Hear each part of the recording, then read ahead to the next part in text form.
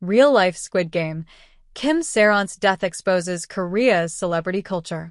Actress Kim Sae-ron's death, in an apparent suicide, has renewed criticism of South Korea's entertainment industry, which churns out stars, but also subjects them to immense pressure and scrutiny. Kim, who was found dead aged 24 at her home in Seoul on Sunday, had been bombarded with negative press coverage and hate online after a drink-driving conviction in 2022. Police have not provided further details about her death. Experts found the circumstances leading to it depressingly familiar. Other celebrities also ended up taking their lives after careers upended by cyberbullying. As Kim was laid to rest on Wednesday, analysts say they are not optimistic her death will lead to meaningful change. South Korea's entertainment industry is enjoying massive popularity. Today, there are more than an estimated 220 million fans of Korean entertainment around the world. That's 4 times the population of South Korea. But there is also increasing spotlight on the less glamorous side of the entertainment industry. South Korea is known for its hyper-competitive culture in most spheres of life, from education to careers. It has one of the highest suicide rates among developed countries. While its overall suicide rate is falling, deaths of those in their 20s are rising. This pressure is heightened in the case of celebrities. They face immense pressure to be perfect and are subjected to the demands of obsessive superfans who can make or break careers. That is why even the slightest perceived misstep can be career-ending. Kim Sae-ron became so unpopular, scenes featuring her were edited out of shows such as Netflix's 2023 drama Bloodhounds. It is not enough that the celebrities be punished by the law. They become targets of relentless criticism, Korean culture critic Kim Sae-ron told the BBC.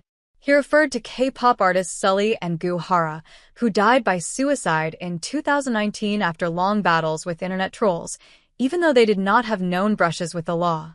Sully had offended fans for not conforming to the K-pop mold, while an internet mob had targeted Goo Hara over her relationship with an ex-boyfriend. A real-life Squid Game. Cyberbullying has also become a money-making gig for some, Kim Sae-ron told the BBC. YouTubers get the views, forums get the engagement, news outlets get the traffic. I don't think Kim's death will change the situation. There needs to be harsher criminal punishment against leaving nasty comments, he says. Kim Sae-ron's father has blamed a YouTuber for her death, claiming the controversial videos they published caused her deep emotional distress. Others have pointed fingers at some local media outlets who reportedly fueled public animosity against Kim by reporting the unverified claims. This cycle of media-driven character assassination must stop, civic group Citizens Coalition for Democratic Media said in a statement on Tuesday.